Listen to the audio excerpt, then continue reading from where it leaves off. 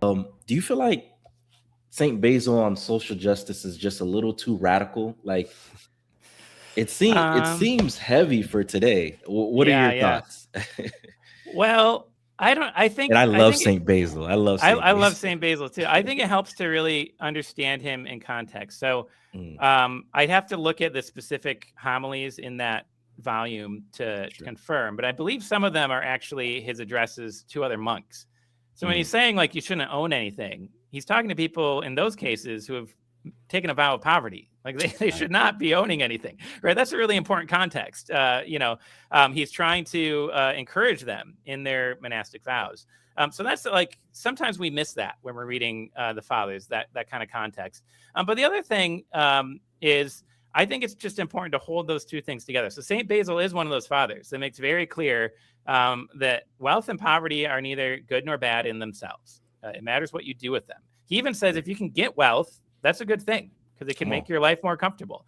But at the same time, and the fathers all hold this together as well, wealth does come with more temptation, right? You know, when you get comfortable, maybe you forget to be grateful. You forget Right. how much all of us need God. I mean, our most common prayer in church is "Lord, have mercy." Right? Yeah. We're like beggars, right? Yeah. That's a It good doesn't. point. Yeah, I Yeah. was just quickly going to say you saying that. That's such a. It reminded me of the scripture. I think it's in It might be in Proverbs chapter 31. It says, "Make me neither rich or poor." You know, if I'm rich, or Hmm. if I'm poor, I'll be a beggar, just begging all the time. And if I'm rich, I might say, "Forget my God." You know. Right. Right. Um, And so, we live in a world today of really unprecedented abundance. That's something we should be grateful for. We should know how that happened. And I talk about that in the book. But it brings with it new temptations, right? More of mhm. us, and I think you see this even in the demographic data, more of us are tempted to forget God, right? Wow. Wow. Because we're comfortable. I think it's important to really let Saint Basil be heard. He's also, he's trained in ancient rhetoric, so he's trying to really get people's conscience to come alive, right? Right. So he's going to say the thing that's most convicting. And then the other piece of context that is worth pointing out, and I mean, it's really good to know this side of the story, and hopefully people hear about this, around January 1st when we do the Vestalopita and we talk about St. Basil. St. Basil didn't just criticize, right? He didn't just shame the people in his community and said, you should all feel bad for yourselves. He gave them an institution to invest in. He created the Basiliad, or in his time, it was just the new city outside of Caesarea and Cappadocia. He built this monastic complex. It was the world's first hospital. He himself took upon himself care of the lepers. He had a background in medicine as well. But he called upon his community. He was given the land by the emperor, who was an Arian, but he was just so impressed with St. Basil that he gave him the land for this project. But other than that, everything else was paid for by the community. So St. Basil is telling these people, you cannot be indifferent to the suffering of your neighbor. You need to look at what do you have that is extra, what do you have that's going to waste, and you need to give it. And we know that they did because Mm, of the new city, because of the Basiliad. So I think that's really important too, that, when we read a book like this, which we should, like St. Basil's homilies, we do have to try to put ourselves in that world and in that mm, situation. And then maybe when we read it and we feel convicted, we don't say, gosh, I just feel awful now. What do I do right. with it? We look around, we say, well, what is the institution I can invest in? So again, Right. something like Focus North America. I think if you have a center in your area, start there. But if not, well, maybe we should look at some Protestant or Roman Catholic ministries that are doing good work, and we should be partners with them. There's nothing wrong with working together with other Christians. Yeah, that's a good point. At our church, we do homeless ministry. We actually partner with Roman Catholic Church not too far from us, and we all go together and Mm. we, pretty much just kind of do the work together. And it's cool, I mean, Mm. it could be an all Orthodox function if we wanted it to, but it's kind of like, okay, we'll connect with you guys and make some relationships along the way. So that's cool. Um, Yeah. yeah, good stuff. Yeah. So Saint Basil. with some of the very convicting things he would say, what do you feel like is a more appropriate way for us to contextualize that to our situation in our life today? Like, obviously, like, I can't just, I mean, I guess I could, but no, actually I couldn't. I was about to say, could I just give all my things and go live in poverty? I have a Yeah. family though. Yeah. Yeah. And No, this is a but really, really but good I want to do question. stuff. Yeah, yeah. Yeah. But I want to. Yeah. So, in the Gospels, there's a story we read every year. It's one of our Sunday Gospels of the rich young man, the rich young Right. ruler, who Right. comes to Jesus, and he says, "What should I do to be saved?" And Jesus says, "Well, you know the commandments, and he lists the 10 Commandments, right? And he says, "Well, I've done all these from my youth, right?" And in the Gospel of Mark says Jesus looked at him and loved him, right? There's a positive interaction here. Mm. It's not just that Jesus thinks, oh, this guy's awful or something like that. But then he says, if you want to be perfect, go sell all you have and come follow me. And the guy goes away sorrowful because he has great wealth. We don't really hear the end of that story. We don't know what happened to the guy, but he was very convicted, and he was conflicted about what to do, to the point where the disciples are even like, well, who could be saved? Right. But God, Jesus says what's impossible for man is possible with God. In fact, it's exactly what Gabriel says to Mary when he says, you're going to conceive and give birth. She says, how is this possible? I'm a virgin. He says, well, what's impossible for man is possible with God. So there's a comparison there, right? Mm. So what's interesting to me, and I think often one of the dilemmas of us reading today without proper categories, frameworks for understanding this, is that's of course not the only rich person that Jesus encountered. So Clement of Alexandria points out that Jesus, comes to Lazarus's house. Lazarus says, "Hey, behold, I give away half of what I have." And Jesus doesn't say, "Well, nice try, Lazarus, but you're supposed to give away everything." He says, "Today's Right. salvation has come to this house," right? Wow. Yeah. That's a good point. Or Matthew, he's a tax collector. He invites him over to have a party. As far as we know, he didn't give away anything, right? But, he says, come follow me, right? Well, why is it different? And that gets us into the distinction between the law and the gospel. So the law aims at justice. It's rooted in the natural law. The natural law is not something we talk about, but it is something the fathers talk about quite a bit and very, very consistently. And it's just the idea that written into our nature is a basic kind of 10 commandments morality. Do not steal, do not murder, do not lie. And this is the basis for just laws. Just laws, because they're focused on justice, they have to be impartial, right? So everyone needs to be treated equally. We even see this in, I believe, Deuteronomy, says don't treat the rich or the poor differently. Don't give them any kind of privilege depending on who they are. You need to treat them all equally. God is even described as not a respecter of persons. And what that means is that he's an impartial judge.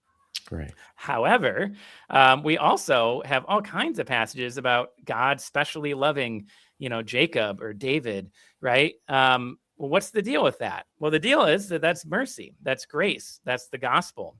And that distinction is something that sometimes gets lost on us. So when it comes to social justice, to get back to our topic here, justice is needed. You have to have a baseline of justice in society to have a society, period, right? And it's really good work to fight for justice, but there are limits to it. At the end of the day, people don't just need impartiality, they need relationships. And that's a matter of mercy. So you have to think about yourself. So the young man, I don't know, but I presume did not have a wife and children, because it would be irresponsible for someone with a wife and children to sell all they have and go follow Jesus and abandon them, right? I don't think he's asking him to do that. I think this is a young man who maybe grew up with wealth. He says he's a rich young ruler, so maybe he's an aristocrat of some sort. And he's saying, you know, with no responsibilities, who have done your best to keep the law, I've got something even better for you. And that's what he challenges him with. So what we need to do, first of all, some people listening to this might be single. They might be called to a monastery. We have a wonderful monastic tradition, and we need more monks in the world today. So first of all, if you're in that position, consider it. But then second of all, okay, you're not a monk, but maybe you're Zacchaeus or maybe you're Matthew. Look around you. How can you use what you do have well? Yeah. And do listen to Saint Basil. He says, he talks about the clothes you have that you're not wearing. Well, we have all kinds of ministries. We have Goodwill. We have the Salvation Army. Like clean out the closets. Yeah, if you're not using it, there are people in need that you could be helping with that stuff. But it is a little different in our context today, again, because we do have more abundance that we need on the one hand to be grateful, and we can look around and say, okay, this standard of living is kind of historically unusual, and so the baseline of what people can expect to have might be a little higher, but then we also have additional responsibility that comes with that. Maybe people are watching this, listening to this, and they're like I don't have anything to give, but if you have a home and you can welcome a stranger for a feast day, right, someone new to your parish or something like that, you can still give, right? You can still practice almsgiving in that way. So I think it comes down to really letting ourselves be convicted by St. Basil's preaching, but then also having eyes to see what does that look like in our specific context, and having those frameworks in place. So we don't confuse, the law and the gospel. If we suddenly said, what we need now is for the government to make everyone give all they have, right? We make the gospel into law. Instead of making the world better, it would be tyranny. Right. It would be massive theft and slavery. And so it's really important to keep those two things distinct. No, that's really good. I'm so glad you said that, because we have so at our parish, we have some young guys that, man, I'm so proud of them. Like they're serving in the church. Like I feel like they're using their singleness really well. And like they'll stay after, sometimes they'll close shop. They're cleaning up the cemetery or just doing all kinds of work. And I'm thinking to myself sometimes, like, man, I want to stay, but like sometimes, like, us married guys, we got to get back home. Like there's stuff that we got to, like, realistically, it's just not like as doable. But you pointing out like this idea of like understanding your context, what you can do, like if you are like in a specific position, you should maximize it within your specific context. So if you are single, what can you do in your singleness? If you are, or maybe that, like you pointed out, that might look like monasticism, maybe, or maybe not.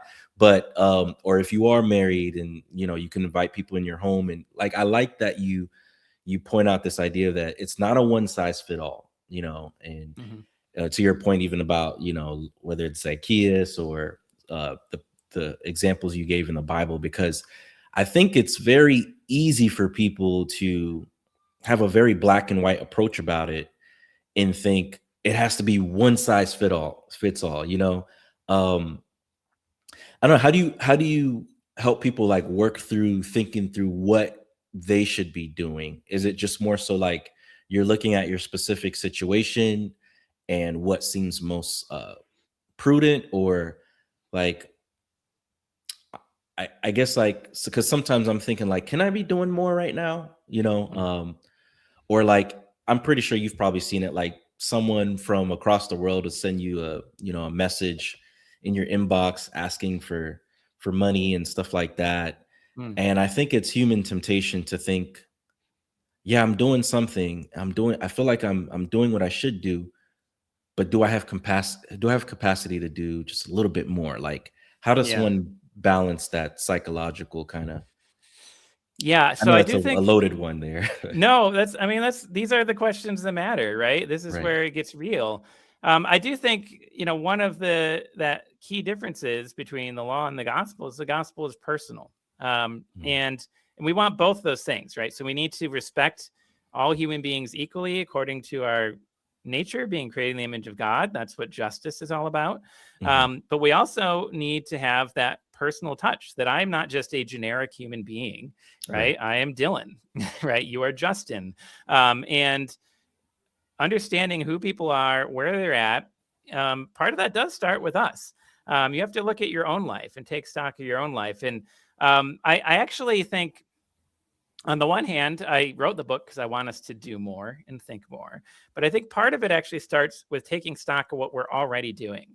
In fact, Mm. the epilogue of the book talks about all the things that my parish and the other Orthodox communities here in Grand Rapids are already doing that we don't really reflect on. Maybe we don't always give ourselves credit for. So I think a very simple one that I don't think a lot of people talk about.